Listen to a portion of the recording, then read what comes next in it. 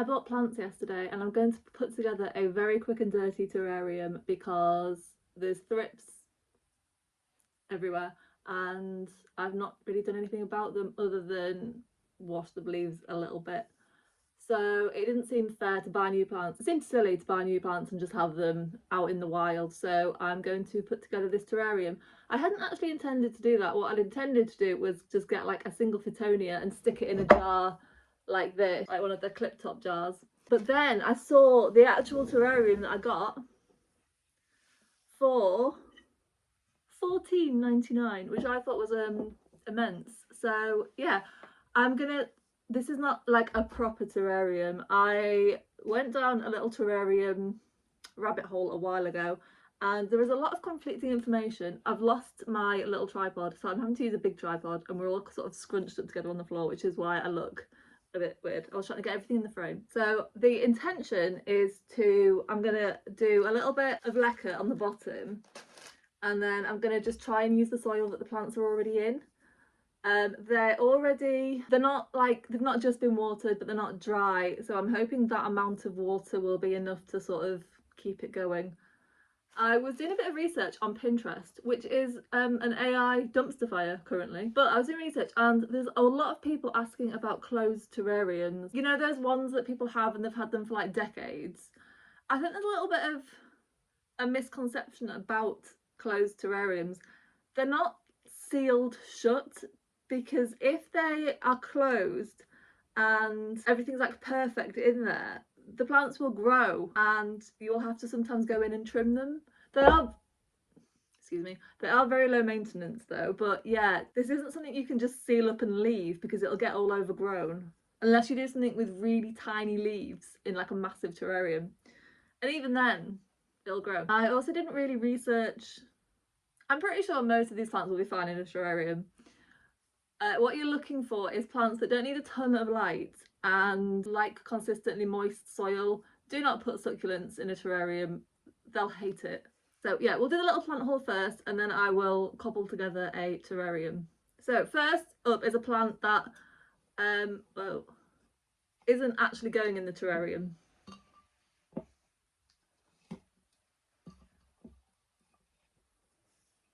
She won't come out, she won't come out. Here we go, here we go. So this is a little variegated rubber plant. It's one of the moonshine ones. It's very pretty. It's to replace one that I had that got thrips. So I saw this and it was $4.99. So I was like, yeah, that's 100% coming home with me. The change in plant prices since I've started being into houseplants is wild. So next up we have a terrarium favourite, a Fittonia. I just thought it was pretty. I think it's got like it's not pink, but it's got like a blush to the veining, we'll say. And this was $2.99. It's actually a bit bigger. This is what I've gone for, but I wanted like a teeny tiny one, but this is like a substantial sized Fittonia.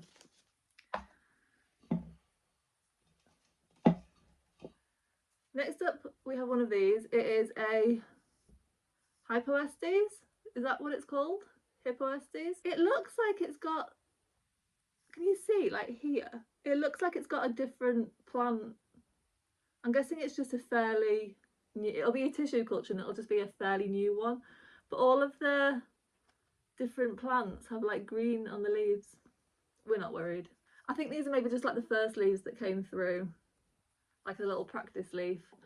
I, until embarrassingly recently, thought these were just a different sort of Fittonia. I don't think they are, but we'll see. Yeah, cute.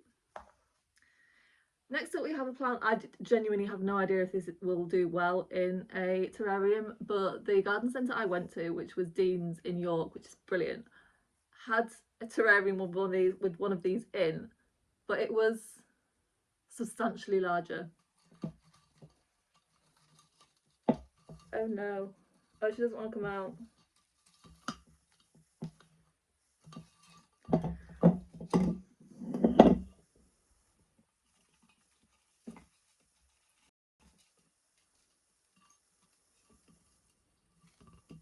Right, we're out. pretty. I don't know what colour it is. I'm colourblind and I'm generally pretty good, but this stumps me. I think it's pink, purple and like sage green, is that right? But it's very pretty. Next up we have this fern. Oh, the begonia was £3.49. This pink one was £2.49. This is not a pricey project. This is a Nephropolis Duffy.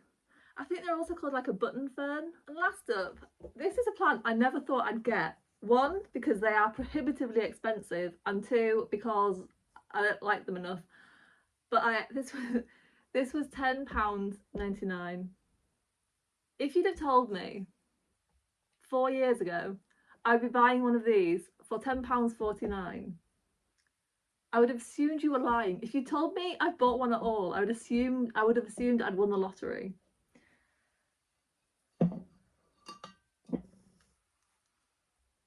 It's a Monstera Obliqua. Like, it is a proper one. It's not a Adansonii. £10.99. Honestly, if you see a plant and you're like, I love that, it will come down in price. Even variegated Monstera are coming down in price now. I genuinely can't quite believe it. To me, it's just not different enough from an Adansonii to warrant spending that much money on it. But they had Adansonii next to it, and they were cheaper. They were like £5.99, but when I saw this and I was like, oh, you're coming home with me, I hadn't expected that. That was when I decided to have a look at the price of these. And again, I just assumed it'd be more expensive than 15 quid.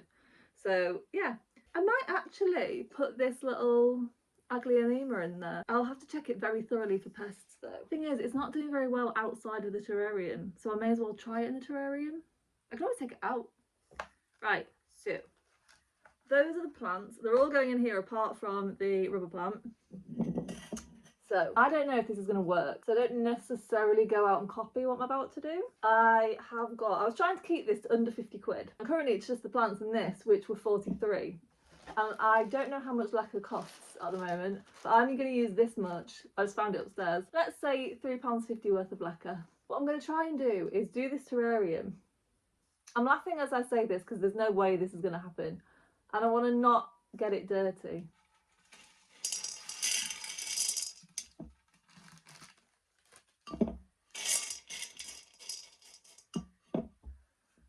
I thought there was going to be more than that. I wasn't even going to put lacquer in the bottom at all, but I was like, that's stupid. Just do what you've been told. Now, I want the Obliqua in the middle. I don't really care where the others go. I feel like there's more soil in this one. I'm thinking now, if I do have to add more soil, I haven't got any. For somebody that was a scout for quite a long time, I am not prepared. What is that? What is that? Oh, I think it's maybe a cutting. Like, that belongs to this bit.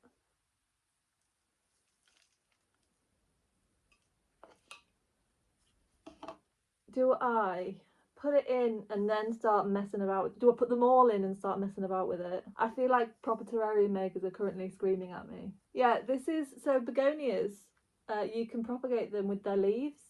So I think that's what this big leaf has been a propagation, and then this is the new leaf from it.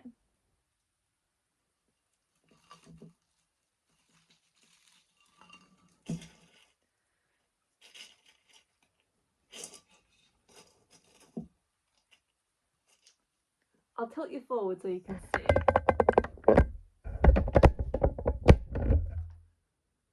I mean, you can't really see because there's glare. There's nothing I can really do about that, I apologise. This is just in pure coir, but it seems to quite like it, which is a good sign because it's going to be in a terrarium where it'll be quite damp. I remember when Kaylee Ellen first got her Obliqua, she kept it in a terrarium because they were really, really super high humidity. They just refused to grow if they didn't have high humidity. But they've been in tissue culture for a while now, which is why they're so cheap. And I'm guessing they've kind of bred that out of them.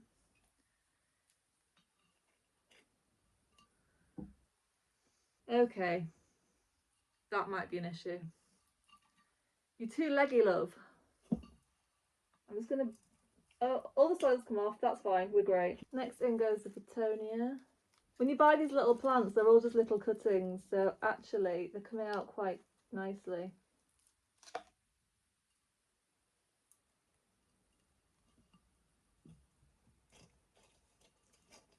I'm basically just putting them in and then shaking all the soil off. So they're like flatter. Oh, leaf down. It's maybe not as full as I would have thought it was going to be, but it'll give them room to grow, so that's fine. Oh, that's cute little roots. I was worried this one wouldn't be rooted because of how young these plants are, but seems to be okay. Okay, this little fern is absolutely sopping, which is actually probably a good thing because some of them are quite dry. Like this is mud.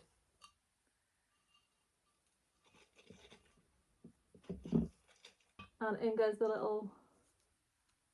I've just realised this is also one of the plants that I never thought I'd get. Oh, shit.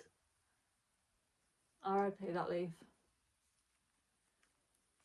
And these are also, I mean, this was $12.99. Oh, this is not well. Oh God. There's quite a lot of root rot. So I'm just going to pull off the dead leaves. These aren't leaves. Pull off the dead roots and pop him in. A lot of people would not put a plant with root rot in with other plants. You'd think I'd have an end to that sentence, but I actually don't. I am doing it, despite knowing I probably shouldn't. Right, now I need to get this little pile of soil in that terrarium without getting all the sides mucky. Bit of my hair for nitrogen. I really, really want to give it a good shake. And I don't know why. Because I know, deep in my heart, it would hate that. The Obliqua does not want to stand up straight. I am actually going to give it a shake. Because I want to.